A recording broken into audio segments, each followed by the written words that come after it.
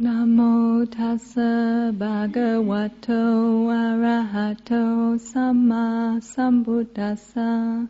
Namo tassa bhagavato arahato samma sambuddhassa. Namo tassa bhagavato arahato samma sambuddhassa. Buddhaṃ Dhammāṃ Sanghaṃ Namasami.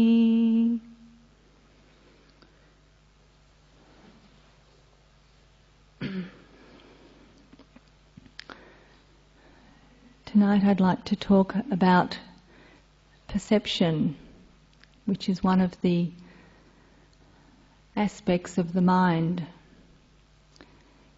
in the way that the Buddha described a human being. A human being is constituted of mind and body, and the mind has different functions, different aspects, and the mind arises through contact through the sense doors, through the eye door and what we see, through the ear door and what we hear, through the nose door and what we smell, through the tongue door and what we taste, and through the body door and what we feel through touch. And every time we come in contact with something, that is, we see something or we hear something, etc., then the mind arises in a process of cause and effect. And the aspects of the mind, consciousness, that is the seeing or the hearing, the smelling, the tasting, the touching, gives rise to Vedana, which is the Pali word which describes whether the experience is pleasant, unpleasant, or neither unpleasant nor unpleasant, more neutral. The Sanya, the perception, is that aspect of the mind which makes sense of what it is that we have contacted, what that sight is, what that sound is, what that smell is, what that taste is, what that touch is. And then from making sense of that experience comes our reaction to it, which is called the sankhara in Pali. And that's where we make a reaction, a decision. We act according to whether it's been pleasant or unpleasant, whether we want it, we want to get it again, we want to have more of it, we like it or not. Then our actions follow. First of all, our mental reactions, and then our speech and our behaviour. And this is just to give you an outline of the way the Buddha described you and me. That is, everyone is made up of these five aggregates, the five khandhas, the body, and then the four aggregates of mind. And tonight I'd particularly like to talk about perception, sanya. And in the meditation that we've just done, we've had an illustration of the way that perception works. When I asked you to look on the breath as a life-giving exchange of energy, it was putting a particular slant on the breath. Very often we don't even notice that we're breathing. It's something that's just done automatically, and we can take it for granted. We can think it's boring to watch the breath, because our perception, our way of thinking of that breath, is that it's just something that's always been there. What's so special about that? But when we change our idea about the breath, our perception of the breath, to be something that's really significant for our life to continue, when we start to colour it differently. This is something that is essential for life, and it's something that is part of my relationship with the world that I live in. It's not just a one-way energy, it's a two-way. I'm receiving something and I'm giving something back. There's this connection. Then all of these ways of describing the breath affects the way that we perceive the breath.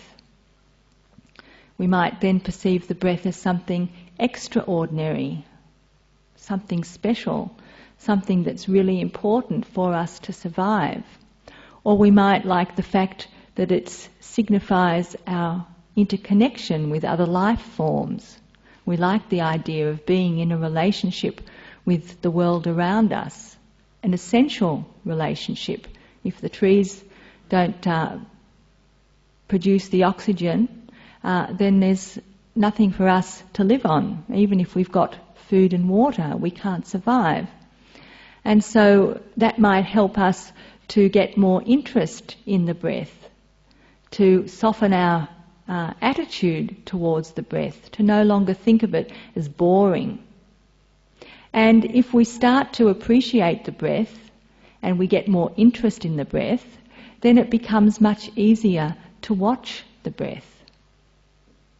One of the most basic meditations for calming the mind is to watch the breath. And yet it's very difficult to do. It's a very straightforward and simple meditation object, a meditation practice, and it takes us all the way through calm to insight, and it's the meditation practice that the Buddha used and that he praised, and yet it's very difficult to master it. And one of the reasons that it's very difficult to master it is because the breath is not interesting enough for the mind to really stay with. It doesn't have enough colour to it. It doesn't have enough taste to it for the mind to be really interested in it, to the exclusion of anything else that might pop into the mind. And so changing our perception of the breath, the way that we view the breath, the way that we feel about the breath, is a way of helping us to stay focused on the breath and to move through the beginning stages of meditation to start to uncover the joy and the happiness, the peace and the calm that's possible when the meditation starts to develop. It's a fact that the more interested we are in something, the more positive we are about something, the easier it is for us to be interested in it, to stay with it, and to find its specialness. The things that we don't like, the things that we do think are boring, the mind very easily slips away from. The mind actually goes looking for something that's not boring, that's more pleasant, that gives something more fulfilling. And so it's very useful, if we want to progress in our meditation, to endow the breath with these special qualities. And they aren't special in the fact that we're making them up, because when we stop to think about it, we really are dependent on the next breath in for life to continue. We really are dependent on the oxygen being there to keep this body alive. And so if we can slightly change our attitude through the way that we perceive the breath, then we have a much better chance of being able to stay focusing on it moment after moment and to hold it very tenderly, not to put too much force into the watching the breath, not trying to manipulate the breath, but just allowing it to be natural, just appreciating it as it is.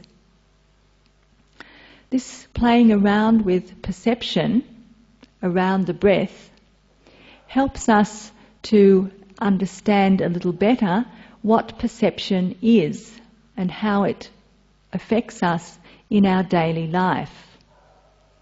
Just the fact that we are manipulating perception in this way, planting seeds in the mind, changing our attitude, is an indication of what sanya, perception, is like in the way that it arises moment by moment in our ordinary consciousness. That is, it's affected by what we've put into the mind, our previous experience, the things we've been taught, our attitudes, our inclinations are in the sanya before we've decided consciously what this thing is or whether we like it or not. The sanya is already arising, coloured by various conditioning. I had a very interesting example of this when I was down here last time. I was going on alms round on Saturday morning in the community hall. Those of you who are familiar with Saturdays and Sundays here at the Buddhist Centre, at 10:30 the monks and nuns, usually just me, one nun, are offered our daily food in the community hall by various people who bring the alms food at that time. And the monks go first with their alms bowl, and I follow behind with my alms bowl. And this time I was following as usual behind the two bhikkhus, and I passed a little girl who put some rice in the bowl. And as I passed by, she said to her father, "Is that a girl one, Daddy?" A girl one. It was the first time she'd seen a nun. Now this is a very good example of sanya, perception, because not having seen a nun before, she could see the similarities between nuns and monks. She didn't know the word nun, but she knew that there was a similarity between those ones, the boy ones, and this one, the girl one. She saw the similarities, but she also saw the differences because she had some experience of boys and girls. So she somehow worked out that this was like that one, the boys, but was different. It was like the girls. Now we all wear the same kind of robes, different colours. We all have our head shaven and not wearing jewellery or makeup. So how did she distinguish the boy ones from the girl ones? But she did. Maybe it was that I didn't have a beard or a shadow of having shaven my face. Or maybe it was the way I moved, or maybe it was the way I smelled. When she came up to speak to me afterwards, I asked her to look at the boys, the boy ones and the girl ones, and see what she could see was the same and what was different. And what we came up with was that I was wearing one of these, a sleeve, had something on my arm, and the boys didn't. So trying to backtrack to see how she had distinguished monks from nuns was interesting because she didn't consciously know how she'd done it either. And this is what happens in experience every day. We don't know how we know what we know, and we don't know why it is that we're reacting the way we're reacting. But what we've learnt previously, what we've experienced previously, is giving us cues about what this is like that's the same or similar or different based on previous experience. And when she came to speak with me, it was a very good example also of Vedana, the feeling of pleasant, unpleasant or neutral in any experience. Because when she came to speak with me, she was very at ease, very happy to talk. And she obviously had previously had some contact with the monks, and she felt quite comfortable speaking to them. She felt it was quite okay to come and have a chat and to ask some questions. She was only 4 years old. But obviously she wasn't frightened. She was quite upfront. She wanted to know if I was called a monk, and I said, no, I'm called a nun. And she wanted to know what a nun does. And then she told me that she'd like to be a nun. And I said, well, if you want to be a nun, you can become a nun when you're 20. If you still want to be a nun at 20, then you come and see me. And she said, what do you have to do? And I said, well, you go to school and just keep coming to the temple, and when you're 20, if you're still interested. And she said, good, because I also want to be a ballet dancer and an astronaut. And I said, well, good, then you can go into school until you're 20. It'll be a good choice for any of those careers. So she was very bright and chirpy about the whole thing. But she obviously had, from her previous experience, a positive attitude towards monks and now nuns, because she felt she could come and speak and she wasn't anxious or inhibited in any way. Now, this is a very good example of how the Sangha and the Vedana go together. What we sense we make of the thing, the object, and the feeling that it gives to us are very much interconnected. And they arise automatically without us even knowing that that's the process that's going on. That what we're seeing now, what we're hearing now, is not the object that we are encountering in this moment. It's that object filtered through our previous experience of it, added onto by our previous experience of it, positively or negatively. This is very important to know because, as I said, that in the way the mind is produced, what comes after our Sangha and Vedana is our reaction, our speech and our behaviour towards that thing. And we think that it's because of this object, because of this time now, but there's always the past present. The past is in the present and conditioning the present. And that's why we can see the same thing or hear the same thing and we all have a different reaction to it. We all feel differently about it. And we don't even realise that until we compare notes. A very good example of this recently, there was an article in the newspaper about the nuns' monastery, and someone was commenting that they'd read that article. And I said it was very interesting the way that the reporter who came to write the article spent a couple of hours at the monastery, and of course when the article came into the newspaper it was just a real snippet of that whole conversation that we had over 2 hours, and very interesting how he picked out certain points in the to write in the article.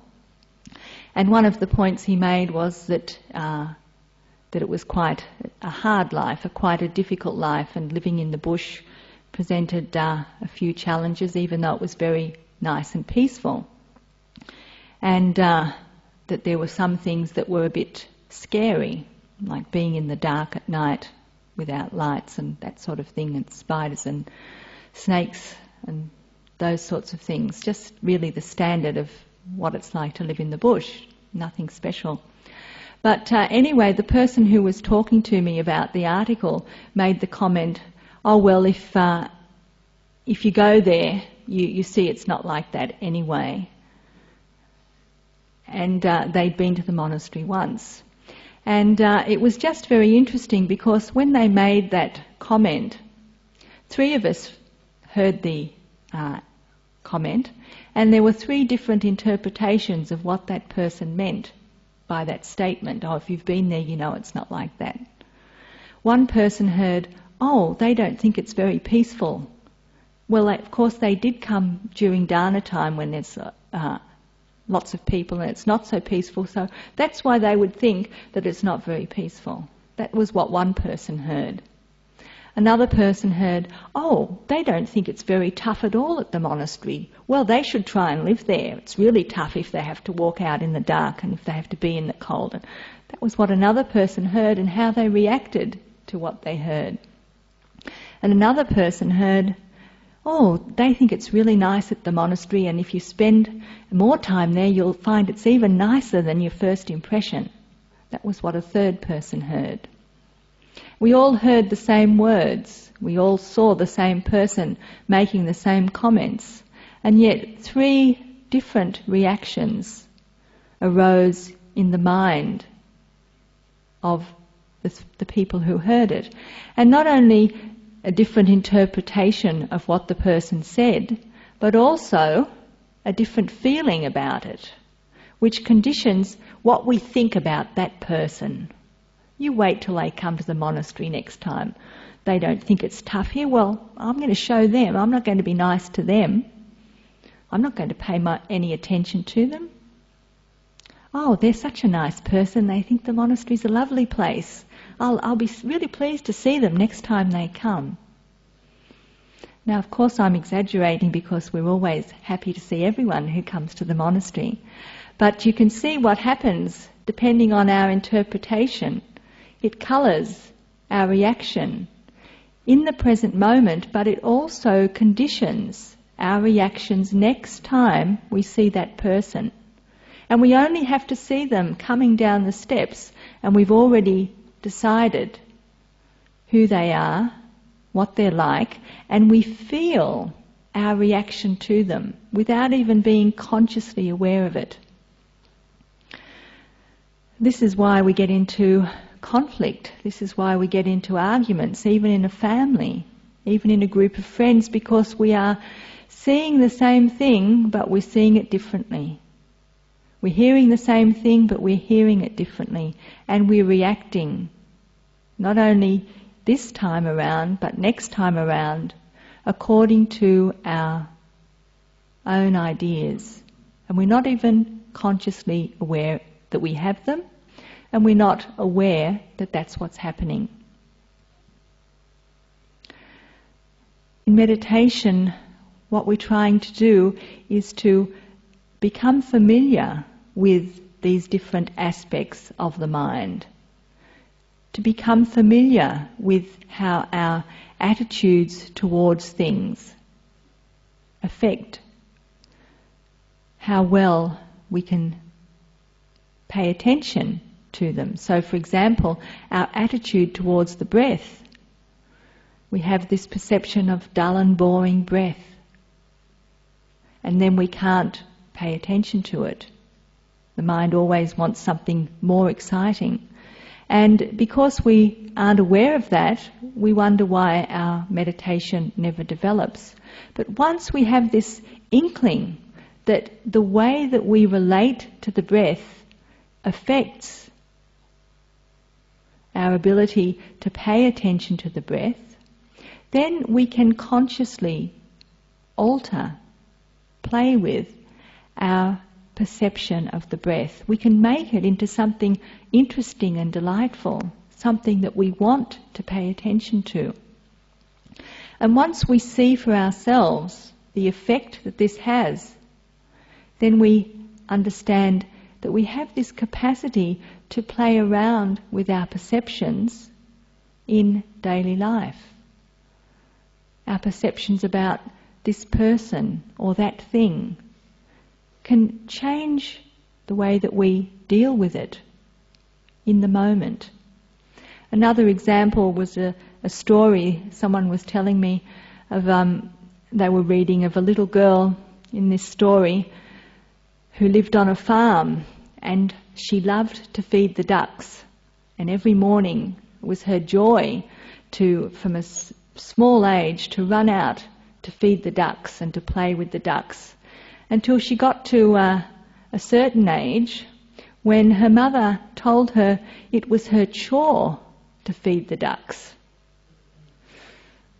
Chore to feed the ducks? And that changed her whole attitude. Chore to feed the ducks? Who wants to feed the ducks every day? Do I have to feed them every day? They're so greedy, those ducks. They always want more and more. And just that change of perception, no longer doing something that she loved, meant that she didn't love what she was doing. So the way that we label things, the way that we describe them to ourselves, affects how we relate to that thing. If we describe someone or something in negative terms and we describe it to ourselves again and again, then that sets up a reaction in the mind that comes up automatically, even if it's not helpful, even if it means that our relationship is fractured, is a negative one, is full of irritation, full of resentment, lacking in joy. We don't realise that it's not the relationship or the person, it's our attitude to the thing. It's our attitude to the person.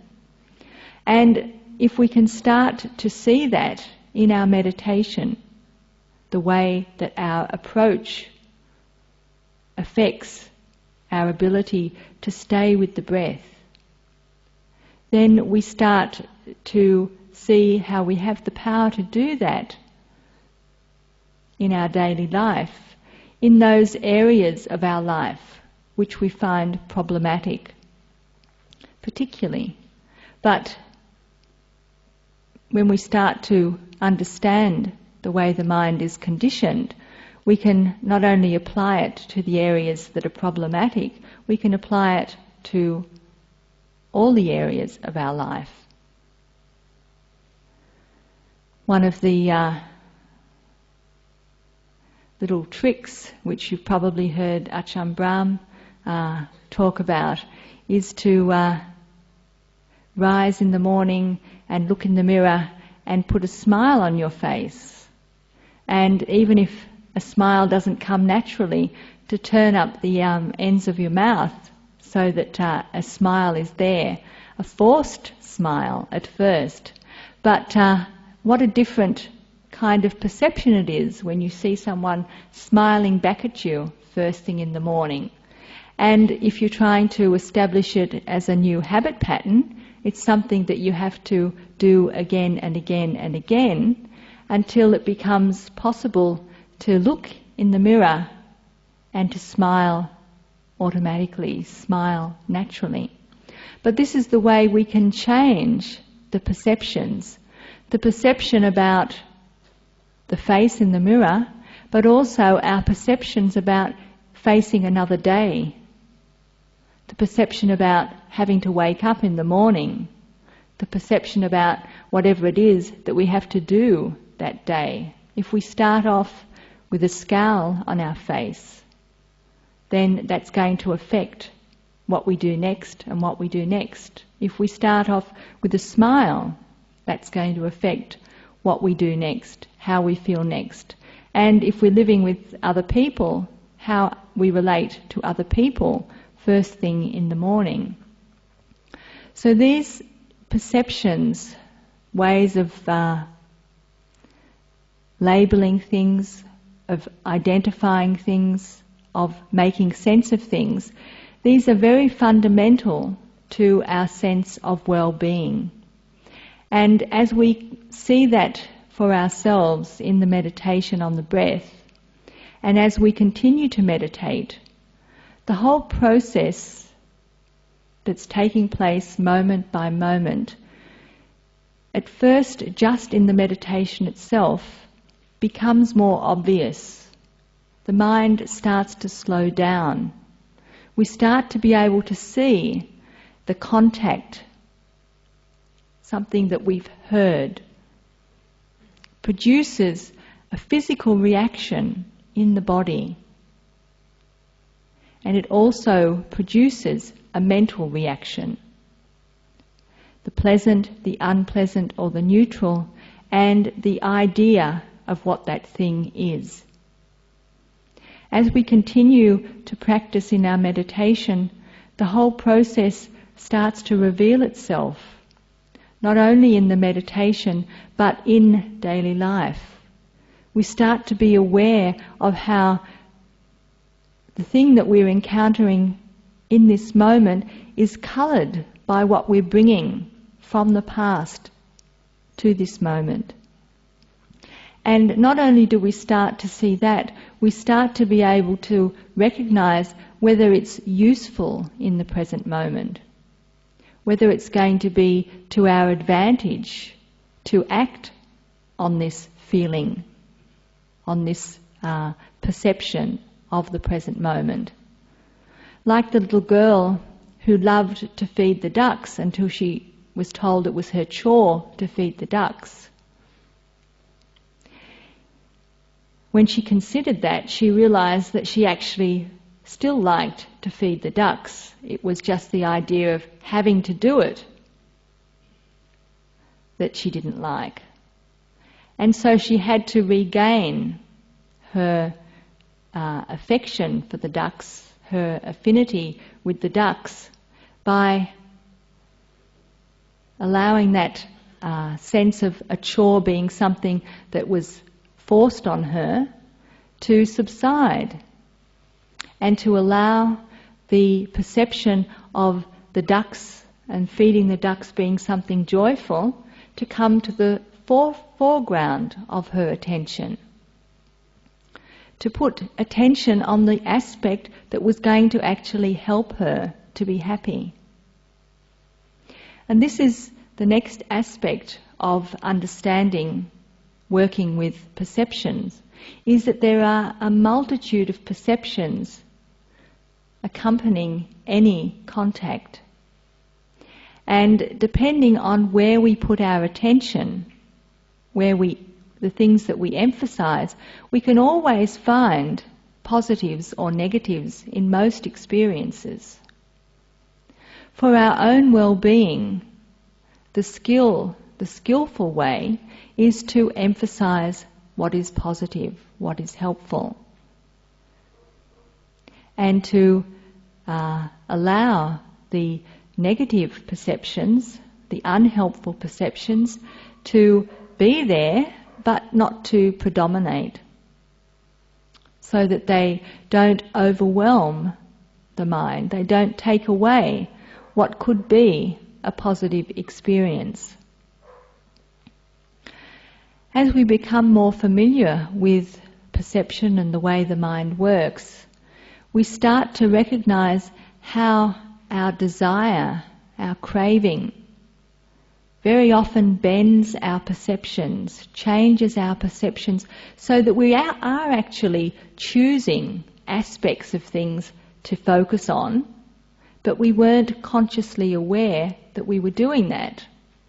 Depending on what we wanted, depending on what suits us, we are already doing that filtering out and allowing the things we don't like to fade away, and only choosing those things that we want to focus on. So, for example, if we overeat, if we like food that's not good for us, if we have a medical condition that is affected by what we eat, it's very easy to look at the food and see all the good things about it. To smell it, we like the smell. To remember how we liked this last time. To imagine how delicious it's going to taste. And to put it into our mouth and savour the taste. And forget about the fact that we know that this food is not good for us, or that the quantity of the food is not good for us, or to any of the aspects of that food which aren't useful for us. To recognise that it's not a skillful thing to eat it, or to eat so much of it, or to eat it so often. So we start to see how our perceptions are affected by our desires. And so when we realise that we're already bending our perceptions to suit what we like and what we don't like, what we want and what we don't want, then again it's a matter of becoming consciously aware of it. And in this path of practice, we're trying to become not only consciously aware of the process, but of the results of the process. Is this for my benefit? Is this for my well-being? Does this actually bring me peace and happiness? So in learning to manipulate perceptions, we're only really becoming consciously aware of something that we're doing already, but unconsciously. We're not aware that this is happening and that it is affecting our behaviour, affecting our choices, allowing unskillful choices to continue and making it difficult for us to adopt behaviours which lead us to more peace and more happiness. As I said, when we practice meditation, we become more aware of this process and we start to see which responses are coming up again and again, and then we start to be able to observe the results of those reactions, the results of this process. And part of this path is to help us to train our speech and our behaviour to be less harmful to ourselves and others, to help us to discern where we need to change so that we can be kinder to ourselves and kinder to others. So with the 5 precepts, learning to restrain our harsh speech, our dishonest speech, learning to refrain from taking what is not given. All of these precepts, guidelines for living that we become aware of through this path of practice are ways of giving us something to hang our reactions around. They give us a focal point. If we know that we are unskillful in our behaviour around food, for example, and we become aware of the fact that we are relating to it in an unskillful way, then we might take up the precept about not harming ourselves or harming others, and use that precept to start to limit how much we eat of that particular food or how often we indulge in that particular food. And then we can generalise that to not only food but all kinds of other behaviours which are unskillful and unhelpful. Just by using that one precept, it can really encourage us to take another look at what we're doing.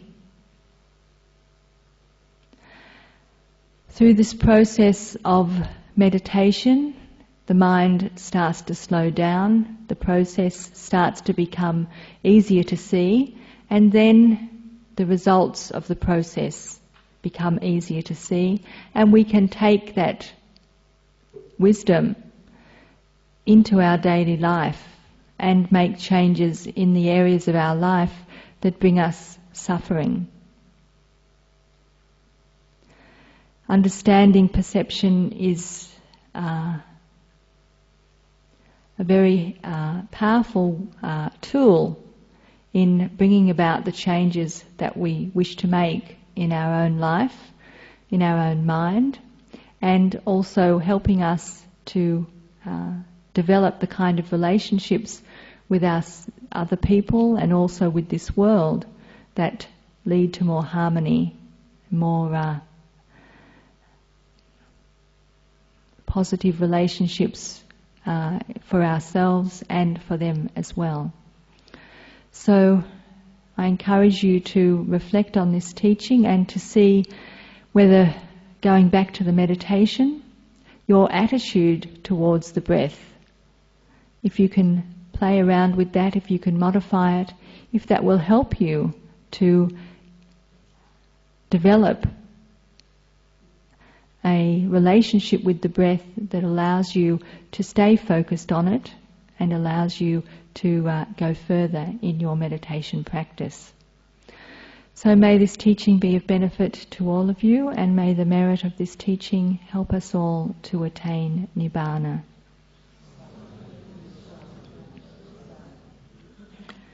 Does anyone have any questions or comments?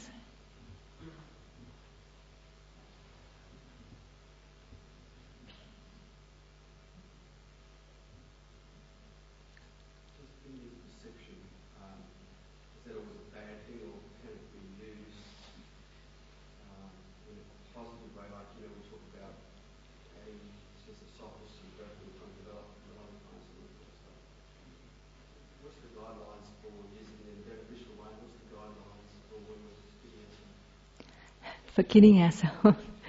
Yeah, for using the guidelines for using it in a beneficial way, that's something we have to keep asking ourselves, because say we've got someone in the office that we don't get on with, and our perception of that person is that they're a pain and that they're trouble and they're out to get us and they're better to be avoided and all of those things. And we may have grounds for developing that perception of them. So whenever we see them, we can feel ourselves shrinking and feeling like we have to be on guard. So we become aware of our reactions, and we become aware of our perception of this person as trouble. And we recognize in that reaction, our reaction, that being on the defensive all the time doesn't really isn't conducive to perhaps working more positively with that person. If they're there and you've got to work with them, it may be actually detracting from our own peace of mind and our own ability to do our work well, or to feel comfortable to bring up suggestions about things or whatever. So we can modify our perception about that person once we realise that we're just automatically always seeing them as being trouble, and maybe start to see some of the positives about them, or actually look for some positives in them, and that may take some work. And in doing that, we are engendering a more helpful frame of mind for ourselves by focusing on positives rather than negatives. But we may also come to the conclusion that this person is in fact dangerous, or someone that we have to be careful of.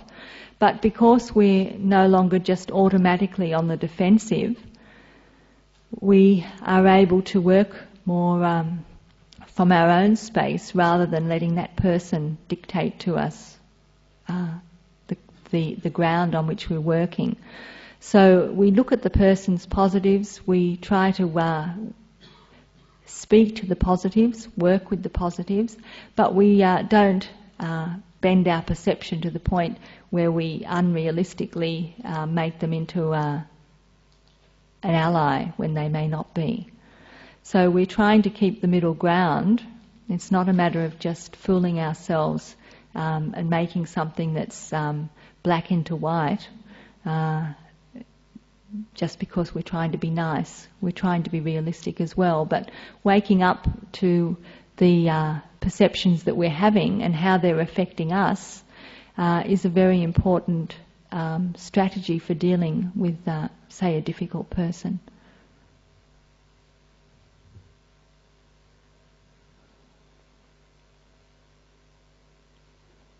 The thing is, mostly we're not aware of our perceptions, and so it's the first stage is to wake up to the conditioning that's already present and that's already affecting us as we go through our daily life.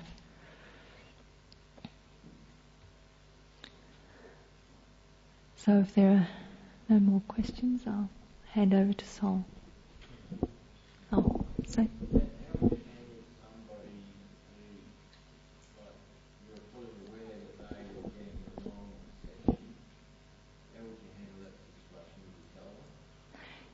The question is how would you handle a situation where you're aware that someone has the wrong perception about you? Would you tell them? Or right. Yes. So I think it's the Buddha's instructions in this matter are if it's helpful to find the right time, and to find the right time means when you feel quite calm within yourself, when you feel that you can speak from a space of not blaming or accusing, but of clarity, of even-mindedness, of loving kindness. And then it's a matter of questioning, is the right time now? From my stand, is that how I'm feeling? Is the other person able to hear what I've got to say? So the right time means, is it a time that the other person can receive what I've got to say? And then if it's beneficial, the Buddha said, yes, go ahead and say it. So sometimes we have to ask ourselves, is this really going to be beneficial? Is it something that is going to be helpful for both parties or for one party? And then often the way that we say it and choosing the right time gives it the best possibility of being beneficial.